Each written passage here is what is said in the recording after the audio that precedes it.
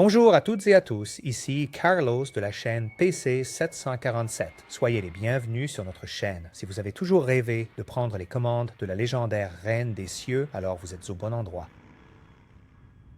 Voici une vidéo de mon atterrissage d'un 747 à Osan, en Corée. Le pilotage d'un 747 suit les mêmes principes que celui d'un avion plus petit. La connaissance des systèmes et le respect des limites sont essentiels. Mais avant de commencer la formation sur simulateur, vous devrez suivre plusieurs semaines d'intégration à l'entreprise. Il n'y aura pas de tests pendant cette période. Cependant, si vous n'étudiez pas les systèmes de l'avion dans votre chambre d'hôtel, vous devriez le faire. Les compagnies exigeront également que vous suiviez un cours de système en ligne avant le début de la formation sur simulateur. Le fait de manipuler chaque élément encore et encore est le meilleur moyen d'apprendre les séquences opérationnelles du poste de pilotage. L'une des plus grandes difficultés que rencontrent les nouvelles recrues est de parvenir à maîtriser les systèmes FMS et de pilote automatique. Les futures entreprises disposeront soit d'appareils de formation, soit de programmes informatiques que les nouvelles recrues pourront utiliser pour se familiariser rapidement. Cependant, tout cela se fera sur votre temps personnel. Vous passerez beaucoup de temps dans les FTD, des simulateurs de vol comme ceux-ci. Les sessions seront faciles au début, mais au fur et à mesure que le temps passera, elles deviendront de plus en plus difficiles.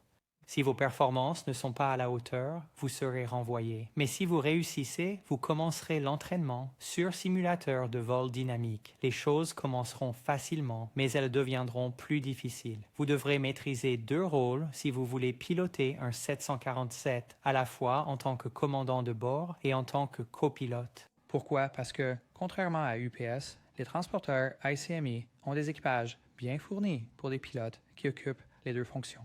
Je ne vais pas mentir, la toute première fois que vous arrivez au centre de simulateur pour piloter un 747, c'est un peu surréaliste parce que l'avion est si grand et il y a tellement d'interrupteurs, de boutons et de disjoncteurs et il y a tant de choses à apprendre en si peu de temps.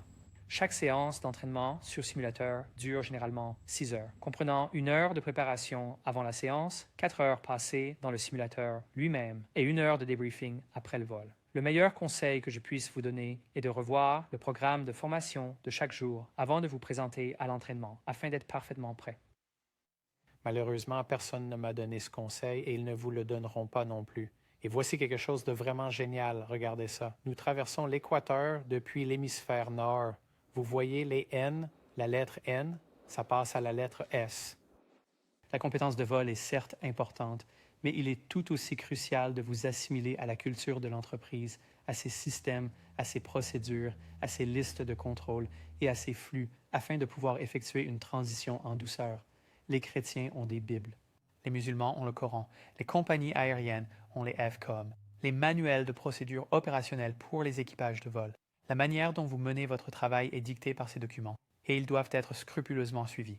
Tous les aspects de votre conduite et de la façon dont les choses sont faites, y compris la manière dont les listes de contrôle sont exécutées, sont détaillés dans le FCOM. Si vous deviez rencontrer des problèmes, ce serait parce que vous n'auriez pas respecté les politiques de l'entreprise ou les procédures qui sont énumérées dans le FCOM. Le pilotage d'un 747, c'est autant l'intégration à la compagnie que les compétences de vol. Au fait, lorsque vous êtes en service et que vous faites un pré-vol extérieur, rendez service à votre compagnie et assurez-vous que les véhicules autour de l'avion sont calés.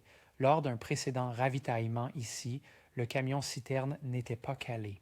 Il s'est éloigné en roulant, arrachant la partie basse du panneau de carburant, qui est conçu précisément pour ça. Une partie du pilotage d'un 747 implique également de s'accoutumer à une perspective visuelle différente pour l'atterrissage, car vous serez bien plus élevé que dans tout autre appareil que vous ayez piloté. Bien que rarement abordé, l'utilisation du radioaltimètre pour vous aider lors des atterrissages est cruciale. Vous entendrez de sa part les appels d'altitude suivants: 1000, 500, 400, 300, 200, 100, les 50 derniers étant les plus cruciaux. Sur les 747, toutes les remises de gaz commencent à 30 pieds. Si le radioaltimètre saute un chiffre entre 50 et 10, l'atterrissage sera mauvais. Le nombre 50, le nombre 30, le nombre 20, le nombril.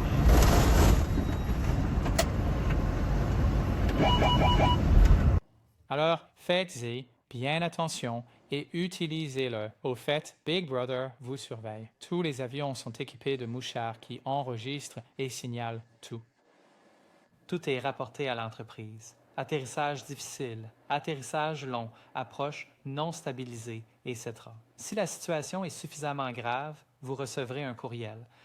Si la situation est assez grave, vous retournerez au centre de formation pour un entraînement supplémentaire. Quelqu'un pourrait demander quelle est la meilleure façon de gérer une panne moteur après V1 au décollage. Ma recommandation est que vous effectuiez la rotation plus lentement que d'habitude et que vous montiez à V2 plus 10 au lieu de V2. Pourquoi la FAA vous accorde une marge de sécurité de 10 nœuds? Dans l'éventualité d'une perte moteur, le contrôle de la direction et les qualités de maniabilité seront considérablement plus aisés à V2 plus 10 qu'à V2. On vous donnera des feux simulés en survolant la Terre.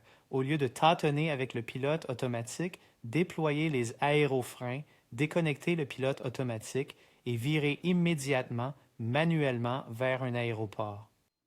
Si vous êtes embauché par Atlas, National ou Western Global, votre vol de contrôle pour la qualification de type se passera à peu près comme ça. Vous rencontrerez une anomalie au démarrage du moteur, puis une anomalie au décollage avant V1. Ensuite, vous monterez normalement. Vous effectuerez une série de vérifications de décrochage jusqu'au shaker à basse altitude et en virage. Votre première approche sera probablement une approche non précise, tous moteurs, mais lors de la remise de gaz, un moteur tombera en panne. Quand vous reviendrez pour votre prochaine approche, vous perdrez un autre moteur du même côté. Calata utilise l'AQP, donc les tests sont beaucoup plus espacés. Vous devez également effectuer des procédures alternatives, d'où sortir des volets et du train d'atterrissage qui se déroule beaucoup plus lentement lorsque l'hydraulique est en panne. Planifiez en conséquence, chose à éviter. Rappelez-vous, le 747 est beaucoup plus long que ce que vous avez piloté auparavant. Quand vous vous alignez pour le décollage, avancez de quelques pieds car si les roues centrales à l'arrière ne sont pas centrées, vous recevrez un avertissement de configuration. Le tiller de direction n'est pas requis au décollage. Vous avez assez d'autorité de gouverne.